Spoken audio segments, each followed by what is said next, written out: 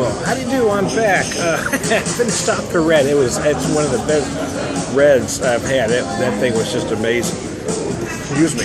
This is my first time at a BJ's Brewhouse. This is their IPA, Hopstorm IPA, 6.5, 65. So those are nice standard numbers. Nice color. Actually, it looks, what I'm looking at the camera, it looks brighter than it appears to me as I'm looking at it. It seems more of a light copper in my hand, but when I'm looking at the camera, it kind of appears more of a deep golden. So I'm not sure what color it actually is. Oh wow! Wow, nice aroma. I'm actually getting a lot of citrus on the aroma. A lot of lemon, actually.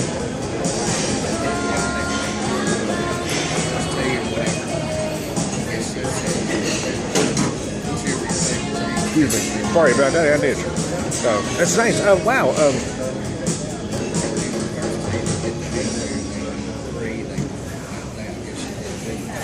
Wow, it's one of those creepers. Yeah, it starts out very mellow.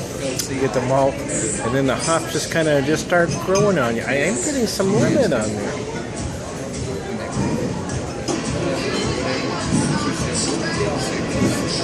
It's a nice, likable, drinkable IPA. It's very nice indeed, actually. You know, I love going to brew pubs and places that have craft beer bars and that kind of thing.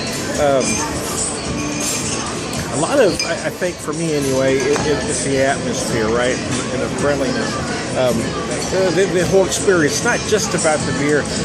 You know, I went to Vino's yesterday, and the experience wasn't great for me, so I might have been harder on the beer than I might have been. Had the whole experience been better. And, you know, here I am at BJ's. It's nice, it's friendly, and the beer is nice. There was nothing wrong with the Vino's beer. There really wasn't. It was just, there wasn't anything spectacular, and the atmosphere wasn't conducive to relaxation.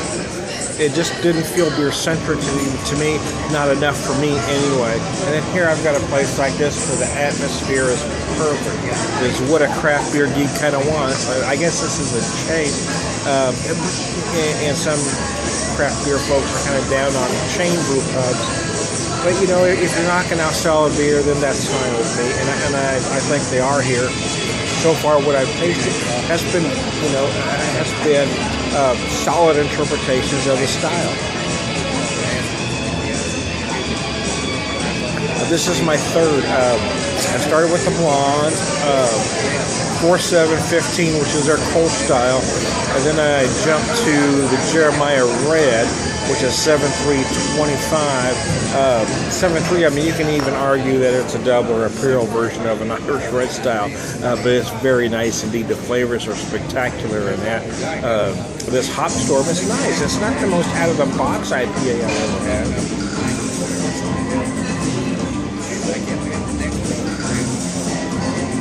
But it certainly gives you the classic flavors you want from an IPA. I mean, it's not as chewy as a traditional English IPA.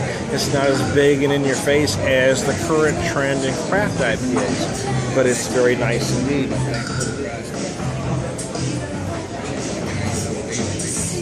Oh, there we go.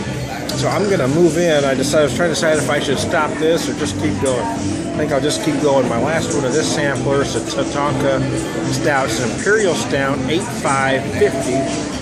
As you can see, he poured that, and that head has stayed creamy, just like that on there. It's very creamy, very dense head.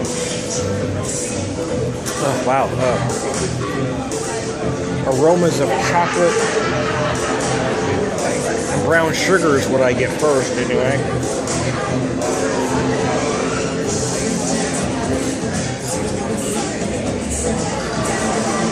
Flavors initially are coffee.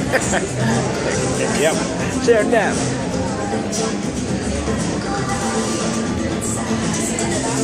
Coffee, dark chocolate.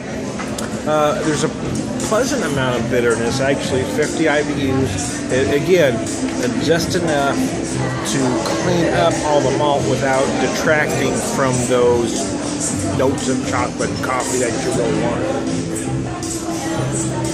They call it an imperial stout. It actually almost drinks more like a very large dry stout. What I mean by that is imperials tend to have a lot of lingering sweetness. This one almost cleans up like a dry stout, but I mean 8.5% is too good to be a dry stout. I see why they call it imperial. But if you're following me, just it drinks almost like a big dry stout on steroids. So I don't want to run this one long. So I'm not a beer whisperer. I'll be back.